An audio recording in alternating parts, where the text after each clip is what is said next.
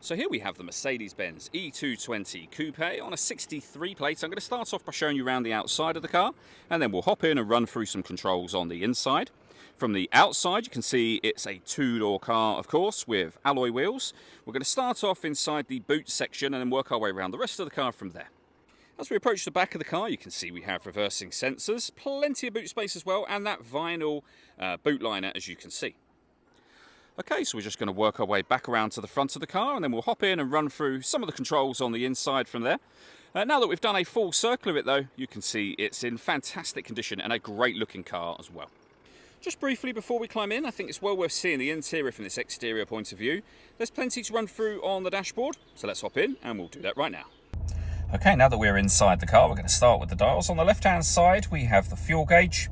We've got the coolant temperature gauge as well. We have the speedometer in the centre and the rev counter on the right-hand side. Also in the centre, you can see the total miles of this car there, 55,315. You can change information displayed there for various different things, including a digital readout for the speedometer.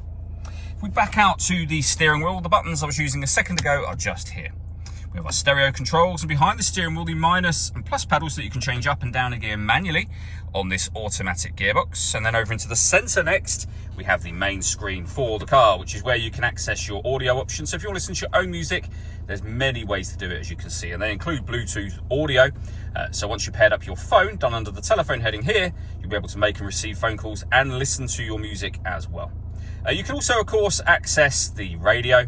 If we go to the radio now and down to the bottom here, you'll see all the different options. All the movement I'm making on the screen, incidentally, I was doing so using this dial just here. So you can do everything off of here if you wish to, although you do have physical buttons on here as well. For example, if I press the nav button, you can see that we now have the satellite navigation screen on display there as well.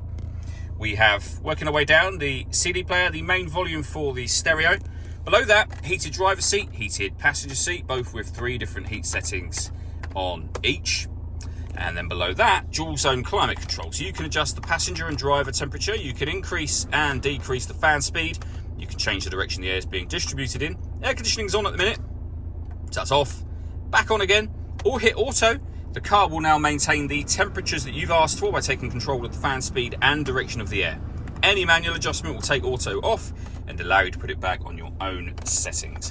Inside here we have a 12-volt charging socket and then 2 cup holders as well. The last thing I wanted to mention is the panoramic roof we have here. So firstly, you can open up the sun blind, as you can see. You can leave it like this, and this obviously lets in a lot of extra light to the cabin area, but if you wish to, you can also open this front section as a full sliding sunroof, as you can see. All that leaves me to say is thank you for taking the time to watch this video. If you'd like to come and see the car in person and have a test drive, please feel free to give us a call here at Glenborn's. We'd love to hear from you soon.